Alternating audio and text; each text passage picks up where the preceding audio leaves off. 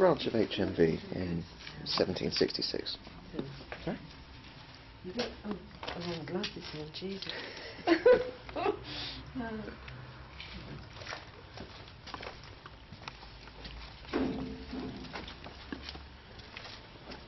This is with an weather. I want to show you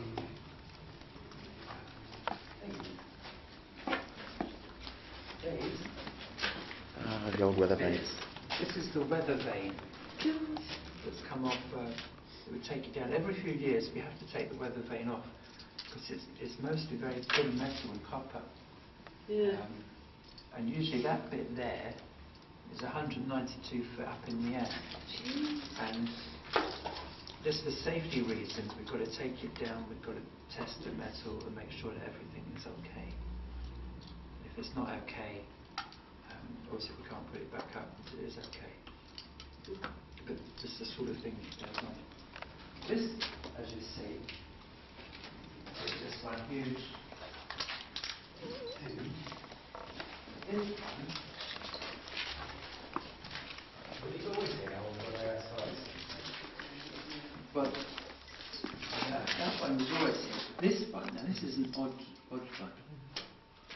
This is the best preserved limestone tomb in the country. It dates back in the 1600s. It's a Hungarian princess, Leonard's family. And the reason it's so well preserved is that it has always been undercover. It was in the medieval church, all of that. And we gave it all to the Jeffrey Museum. It was a wonderful thing they had all that. We took it away for us. In the war, Shoreditch was the most heavily bombed borough in the whole of London. It was pretty much destroyed. Not a lot of it was left. And then maybe that pine coffin would then go into what that is, which is 3/4 inch thick oak coffin. Is that oak? That is oak. Gosh. And then that would be decorated with velvets and sort of golden brass. Yeah, it has actually. Let's try and get that while you. I find most of the coffins we see down here have studding around the edges Yeah. of them, but they're all of a similar date, aren't they? First Yeah. half of the 19th century, I think, studdings. Yeah. Is that right? Amazing. They all push off and leave you to it. Right. So I have now got this amazing building, and I'm not even taking you up inside the roof because that'll have to be another time. And I've got a big bunch of keys. I've been exploring. I came down here, and it was very dusty, and there was no electric lights or anything down here. And there was a wall here. And I'm trying to work out where things are, and I thought, well, that bit there, that runs down the centre of the church. So there's a bit over there that runs down that's got giant columns on it. It's a double line of bricks of arch. Beautifully done. This is what I mentioned on the board about the creaking door and then suddenly being face to face with a load of coffins.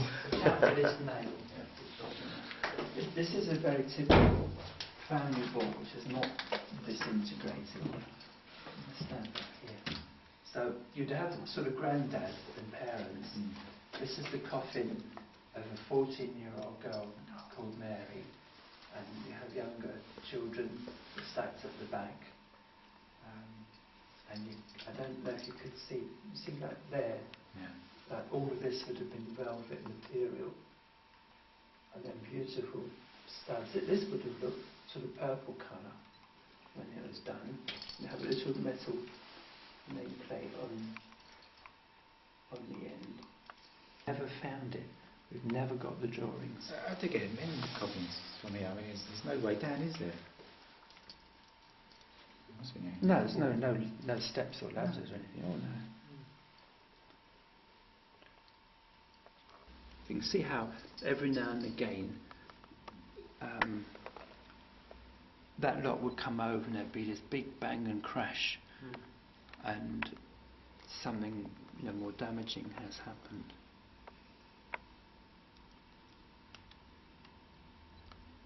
But it's where See, dry rock can eat its way through a wooden coffin just as it can eat its way through your wooden floorboards. It can't eat through the lead. But if it gets into the coffins and it weakens them, the side of it is cracked. I actually think that at some time someone has tried to take that lid off. I think that was moved. But more interestingly, that one, that is very strange. There's a wooden coffin that's fallen to bits, disintegrating, turned to dust. The human remains in it have pretty much all dried up and turned to dust and collapsed. And there's no lead coffin in there at all. Someone's done that, don't they? What there is.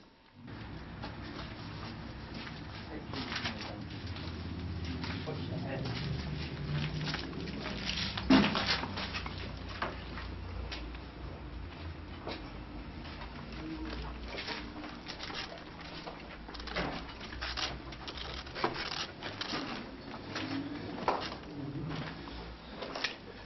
Should look familiar from the boards.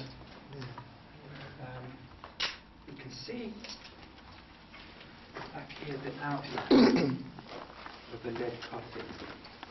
So I think what is under here, again, is just piles of coffins covered over. Looks like the same sort of stuff that's in our room, isn't it? Yeah.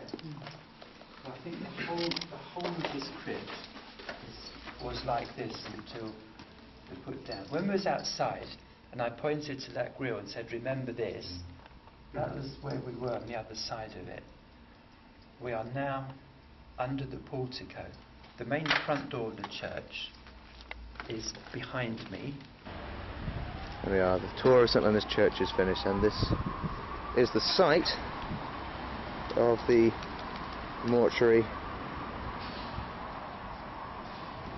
Apparently probably not the building's anything to do with it, but I would like to actually look through the holes in the wall and see if there's any kind of fissures in the wall that have been blocked up, 'cause it might be part of the original structure, but it's unlikely.